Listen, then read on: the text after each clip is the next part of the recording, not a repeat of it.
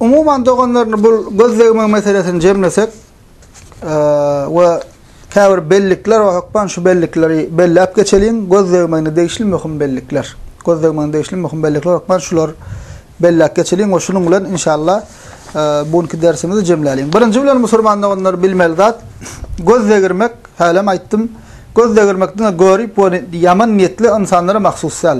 Salih, dürüst gowy kişi hem näme bir zat gowy berse we bereket togasy etmese, haýsyzyk bereket togasy, barakallahu lek, aw barakallahu fik, barakallahu aleyk, tabarakallah, maşallah, tabarakallah ya lakka, bereket togasyny etmese, gowy adamyň gözlegirip biler diýdik. Aw iki, bir kişi özüne çağasyna, öz mal mülküne de gözlegirip biler diýdik.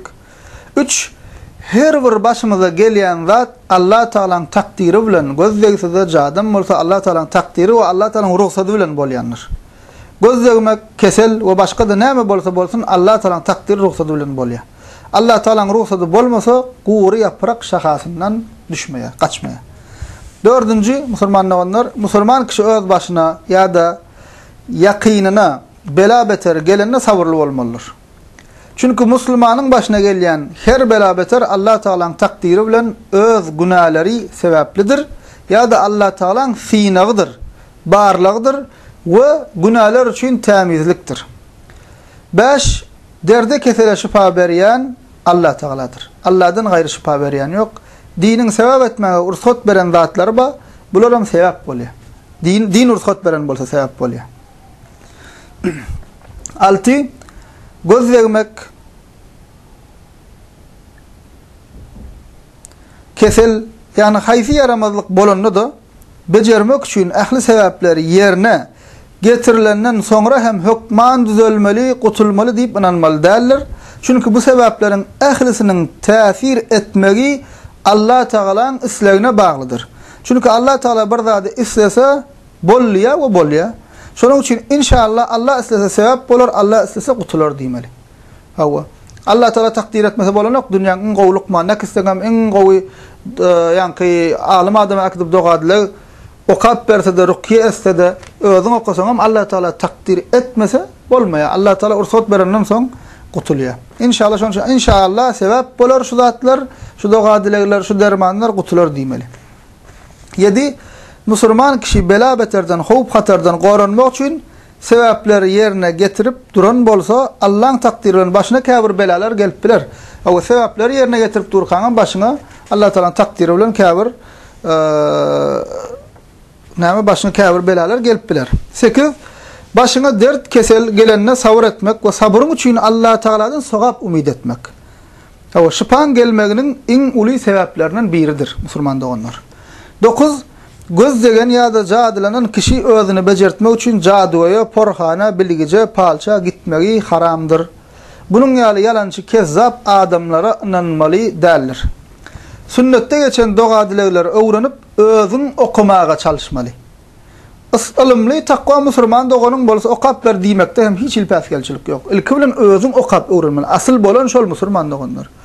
Ha musulman doganyň wa farzlar yerine getirip dur, haramlardan kaçıp dur, kardeş gelmeye de bir şu okap ber diýmekliň hiç ziyan yok. Has alimler takwa görýän kişiň bolsa, alim adam bolsa, ahun adam bolsa, oňa diýende de hiç ziyan yok.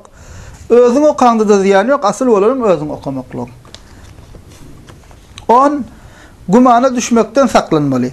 Başyna bir yaramaz hadise gelse, açık aydın alamatları belli bolmasa göwnüňe getirip ýüregiňe salyp gözlegdim ka diýip, jad edildim ka diýip waswasa düşüp görmeliler musulmanlar onlar. 11.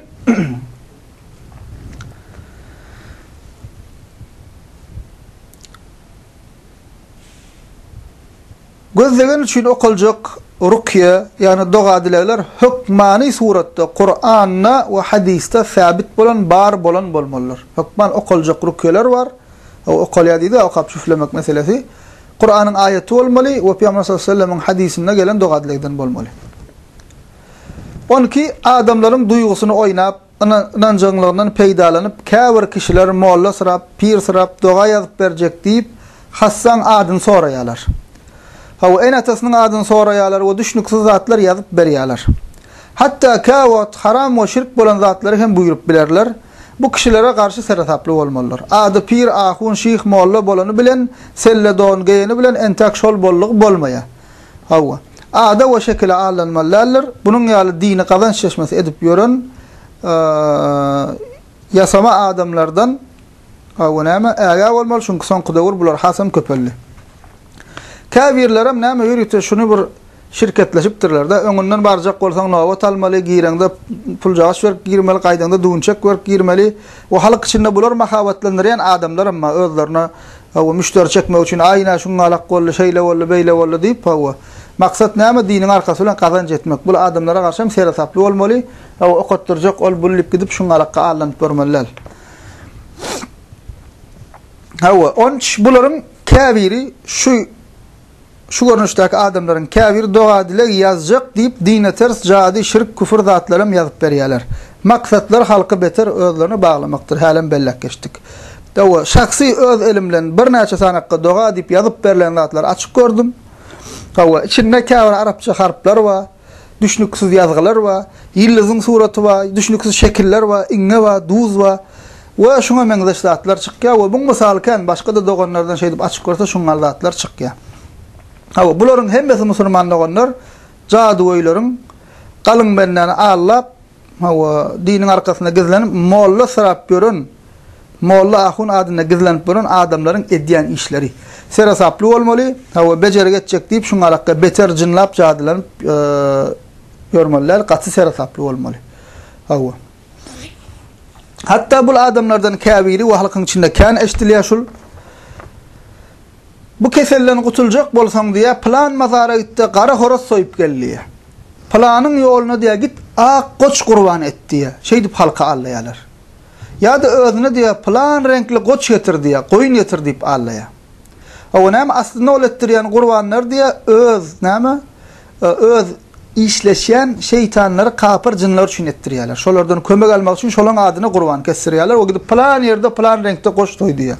Hawa näme olar üçin gana gydyp hawa olardan ýardam alýarlar, şirk goşdurýarlar. Hawa emma bilýäs musulmana islamda musulman adam Allah Taala'dan gaýrysynyň ýoluna gurbanylyk janyny kesmeýär.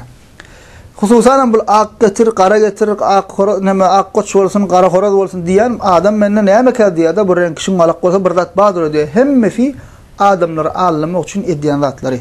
Oşo üçin şu zatlary da üns bermeli musulmanlar. Bu ýörüýte näme üçin bellek geçdim? Çünki halkyň içinde şuňa meňzeş zatlar ýaýrapdyr, kän bolupdyr. Molla sarapdyr, parlamatýan diýe, üfleýänem diýe, çüfleýänem diýe, planem edýän, ýene başga adam edýän näçe edip halky allap bolan köpelli. Gaty ünsli bolalım. Hawa şuňa alak adamlara gitmäliň. Hawa gözden gorajak bolsaň agzak geçdik, ýeňiljek özüň şu dogadlar oku öwrün özüň etmeli şu zatlary.